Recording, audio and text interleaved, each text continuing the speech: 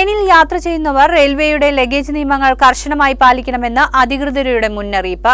എല്ലാ തരത്തിലുള്ള വസ്തുക്കളും ട്രെയിനിൽ കൊണ്ടുപോകാൻ അനുമതിയില്ലെന്നും ചില നിരോധിത സാധനങ്ങൾ കൈവശം സൂക്ഷിക്കുന്നത് നിയമ നടപടികൾക്കും പിഴയ്ക്കും കാരണമാകുമെന്നും റെയിൽവേ വ്യക്തമാക്കി.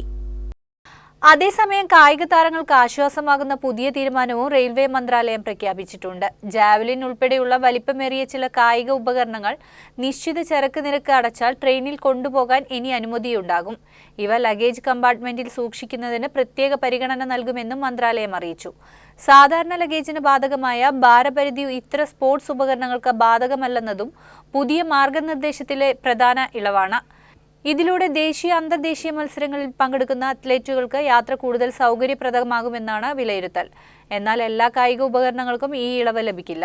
അമിത നീളമോ സാങ്കേതിക സുരക്ഷാ പ്രശ്നങ്ങളോ ഉള്ള ചില ഉപകരണങ്ങൾ യാത്രാ കോച്ചുകളിൽ സുരക്ഷിതമായി കൊണ്ടുപോകാൻ കഴിയാത്തതിനാൽ അവയ്ക്ക് അനുമതിയില്ലെന്ന് റെയിൽവേ വ്യക്തമാക്കിയിട്ടുണ്ട്. ഇതിനൊപ്പം ട്രെയിനുകളിൽ പെട്രോൾ, ഡീസൽ, മറ്റ് തീപിടുത്ത സാധ്യതയുള്ള ദ്രാവകങ്ങൾ എന്നിവ കൊണ്ടുപോകുന്നത് കർശനമായി നിരോധിച്ചിട്ടുണ്ട്. പടക്കങ്ങൾ, വെടിമരുന്ന്, ഗ്യാസ് സിലിണ്ടറുകൾ, ആയുധങ്ങൾ, മറ്റ് അപകടകാരികളായ വസ്തുക്കൾ എന്നിവയും യാത്രക്കാർ കൈവശം വയ്ക്കാൻ പാടില്ല.